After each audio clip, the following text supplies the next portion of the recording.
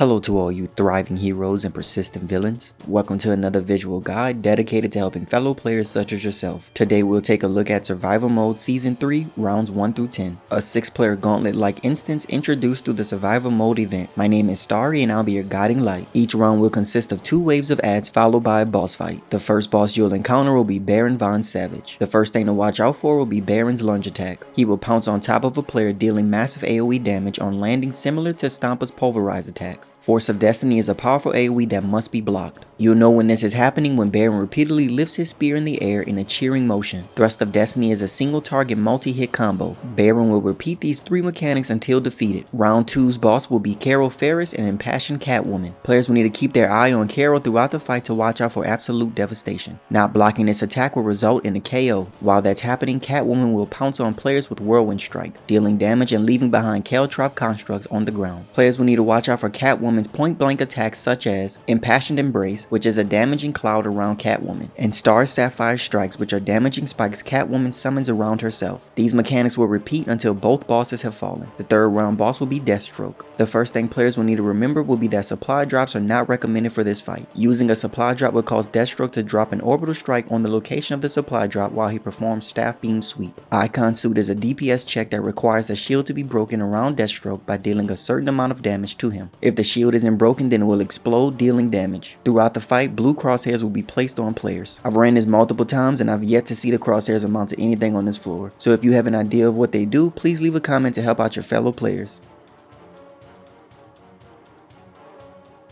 The 4th round boss will be Darkfather. Darkfather will fight similar to how he fights in the new Apocalypse duo. Players will have to interrupt his Omega Beam by lunging him. He will also drop down orbital strikes on every player, so groups should stay separated to avoid stacking orbitals on each other. He will also place his Omega Beam around his body, damaging anyone he touches. Players will also need to avoid his damaging charge, Blitz. He will also summon ads, and it's recommended to defeat the fixer ads ASAP. These ads will heal Darkfather, so players should prioritize these ads to avoid their hard work being wasted. He will repeat these mechanics until defeated. The 5th round boss will be Evil Cosmic Boy. Players will be encased in a metal sphere from time to time. Other players can pick up encased players and smash them on the ground, which will cause the encased player to be freed. Otherwise, you can input mash to free yourself, but this will result in taking damage after breaking out. Watch out for the swirling metal orbs on the ground and also the orbs that shoot out from Cosmic Boy. Cosmic Boy will also look directly at a player before shooting out orbs directly at the targeted player. Avoiding these will be top priority throughout the fight. Players will be marked with either a plus symbol or a minus symbol for magnetic shift. Targeted players will deal damage to themselves and others if they get too close to each other, so marked players should keep their distance from each other. Cosmic Boy will summon shields on himself that must be removed by tossing an equal amount of generators to the amount of shields he has circling him. He will also summon ads throughout the fight. He will repeat these mechanics until defeated. The 6th round fight will be Feris, Metallo, and Vice. Vice will spit out plasma fields on the ground that players must avoid standing in. Vice will also shoot damaging orbs that will leave a DOT on any hit players with plasma bursts, so healers should be ready with those shields and heals. Vice also charges at players, dealing damage. This should either be blocked, dodged, or shielded through. Plasma Backdraft is a damaging AoE pool performed by Vice. Keeping distance from Vice is the best way to avoid this attack. Metallo will begin charging his special attack, which should be interrupted with the lunge. Failing to interrupt the attack will allow Metallo to deal damage with his special attack. Both bosses will repeat their mechanics until they've been defeated. Going forward, the Poseidon pools will continue to spawn throughout ad waves and boss fights. The 7th boss fight will be the Conjured Minotaur. This fight is fairly easy with players focusing on burning the boss while avoiding the Minotaur charge. Players can bait him into charging into the chain on the wall, which will stun him for a few seconds. Minotaur will also summon spinning axes that will follow a targeted player. Avoid these axes in the charge and you'll be on to the next round in no time. The 8th boss fight will be Possessed Beast Boy. This fight is pretty easy with no real notable mechanics. Beast Boy will change his form to different animals, changing his fighting style. Other than that, this is an easy tank and spank. The 9th round boss will be Krona. There are 2 main ways to fight Krona. One being to tank him at one side of the room while the rest of the team stands on the opposite end. The reason for this is that the other 5 players can simply run back to outrange Krona's Willpower Beam and Ectoblast. The other method is to simply tank him in the center of the room so that players can run around the Willpower Beam. This can be done by running clockwise around Krona or simply standing on Krona's left side while he charges Willpower Beam and then moving to the right side after he begins casting the attack. Ectoblast is a damaging AoE that must be blocked or outranged. The tail for this attack will be Krona charging the attack with his hands stretched out while he's crouched down. Arbitrary Blast is a targeted attack that deals out AoE damage. He will point at his intended target before casting the attack. This attack must be blocked and the target should move away from others if possible. Krona's Light Blast attack will target a single player with a quick beam beam attack. He will lift his hand in the air before casting the attack. This animation will be quick, so players must watch carefully. He will shoot a damaging beam at the target, so the intended target must block. Healers be ready with those shields and heals to help mitigate the damage. He will repeat these mechanics until defeated. The 10th round boss will be Superman. Superman performs high damaging moves while moving around the map, so players must keep an eye on him throughout the fight. The first thing players will need to watch out for will be Superman's heat vision that will generate a fire puddle under the player he targeted. This fire puddle works similar to Superwoman's in the Return to Earth 3 alert. Mental distortion will mark players with a white arrow above their head and a pulsating AoE. These AoEs will damage any nearby teammates, so marked players should stay away from the group. Superman will point at a player before flying towards them, dealing damage with Super Punch, followed by a combo of punches. Either roll out of the way or block the dash and then move out of the way of the ensuing combo. Superman will teleport to a player or pet and deal damage with flurry of blows. Simply move out of his range if he chooses to attack a player. Super Slam is a point blank damaging knockback where Superman punches the ground. Players will need to watch out for Superman's whirling arms. He will teleport somewhere in the room, raise his arm, and then deal high long range damage. A player can interrupt this attack by lunging him, preferably while his arm is raised. Super Flare is an attack that must be blocked by everyone. If someone doesn't block the attack, then the group will wipe. He'll teleport to the center of the map and charge the attack, so all players must pay attention. Superman will summon ads that must be dealt with immediately. Ignoring these ads will make this fight more difficult than it needs to be. The last ad he will summon will be the statue of Superman. So after that statue is defeated, teams will no longer have to deal with any more ads for the remainder of the fight. Superman will repeat his non-ad related mechanics until he is defeated. Please leave a comment if you have any questions or comments. Be sure to watch out for the following rounds in the next video. See ya.